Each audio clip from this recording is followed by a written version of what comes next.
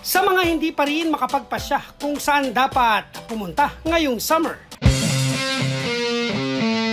Bakit hindi na lang sumubok ng iba't ibang extreme activity? Ang ka-wonder nating si Che, kasama ang kanyang pamilya, dito na piling magbakasyon sa Puning Hot Spring sa Pampanga. Dito ang activities para raw sa mga gustong mag-relax. At pwede rin sa mga gusto ng thrill. Gusto namin mag-relax, saka okay para sa buong family, pwede sa kids, pwede sa parents namin.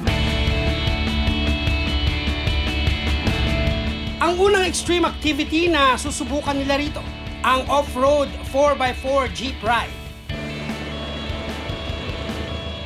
2,000 piso ang renta sa isang sasakyan na kasya ang 6 hanggang 8 tao.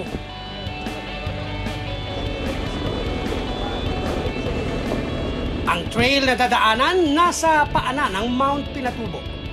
Kaya napalilibutan ito ng lahar at rock formation na dulot ng pagsabog noong 1991.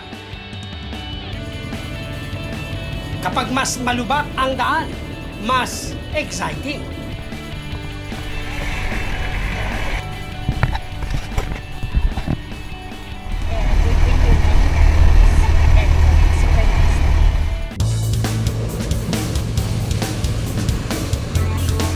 Tumatagal ng kalahating oras ang biyahe papunta sa isa pa sa mga atraksyon dito. Ang hot springs na talaga naman daw nakare-relax. Ang tubig kasi rito, tumadaloy mula pa mismo sa Mount Pinatubo. Kaya maligamgam at masarap sa pakiramdam. Yung may doon, okay lang, nakaka-relax na ito. Sarap sa balat.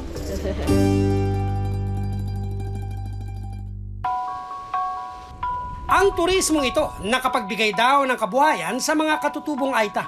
Karamihan kasi sa mga staff ng lugar, mga Aita tulad na lamang ni Harriet na mahigit 10 taon nang nagtatrabaho rito. Malaki din po yung naitulong niya po niya sa amin kasi po, dati po nung wala pa pong ganito pong pinagkakakitaan po dito, bali halos po karamihan po nagtatanim po sa bundok, tapos yung iba po nagtatrabaho as a kasambahay po.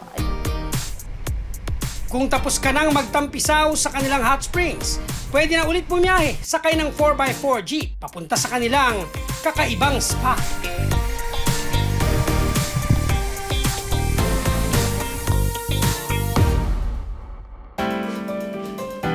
Kung saan ang buong katawan mo inilulubog sa buhangin mula rin sa Mount Pinatubo. Ang init ng buhangin, pinabubuti raw ang daloy ng dugo sa katawan. Bali po yung sa sand station po, yung benefits dito po sa mga turista po, to enhance body circulation po. Bali dito po ma-open po yung mga pores natin. Tapos po dun po sa mud pack naman po, bali yun po yung pang close na mga pores na nag-open po dito. Tapos pampa-smooth din po siya ng balat po.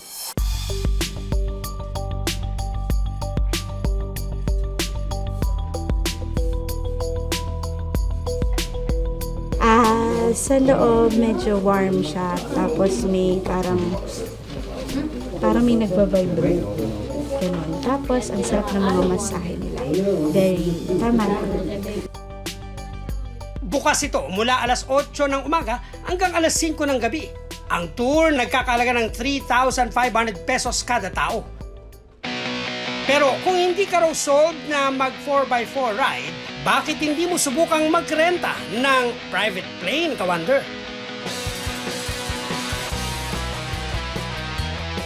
Sa isang oras sa paglipad, magkakaroon ka ng pambihirang pagkakataon na makita ang Mount Pinatubo mula sa himpapawid. Some of the tourists here, majority foreigner, wanted to rent a private plane just to see Pinatubo. So doon po kami nag-start. And also, may mga ibang routes na rin kami. Sometimes we go city tour. Ang ka-wonder nating si Hansel, na isang travel vlogger, may bagong trip daw sa mga ina-upload niyang photo sa social media mga litratong kuha mula sa window seats ng mga eroplanong kanyang sinasakyan. Ever since na nag-travel ako, parang laging I make it a point na mag-window seat ako.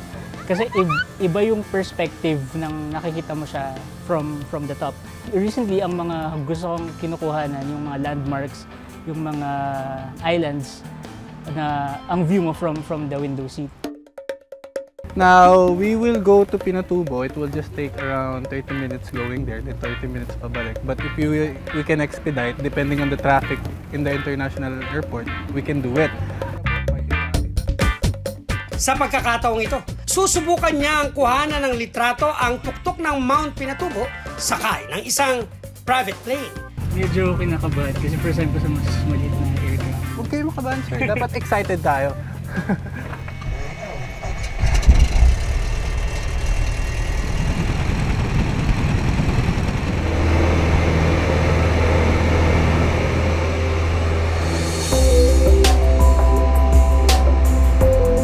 Mula runway, kalahating oras ang biyahe papalapit sa Mount Pinatubo. Pero papunta pa lang, mabubusog na ang iyong mga mata sa napakagandang view ng probinsya ng Pampanga mula sa Himpapawid.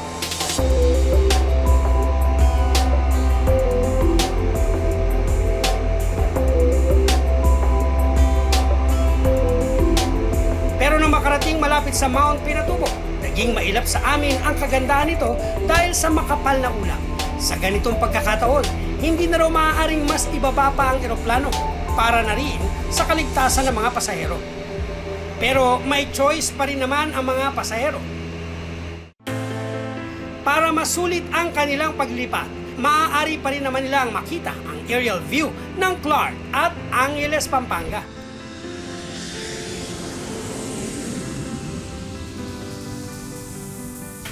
Thank you, sir. Thank you. Thank you. Hindi man napicturan ang bunganga ng Mount Pinatubo. Sulit na sulit pa rin daw para kay Hansel ang private plane experience.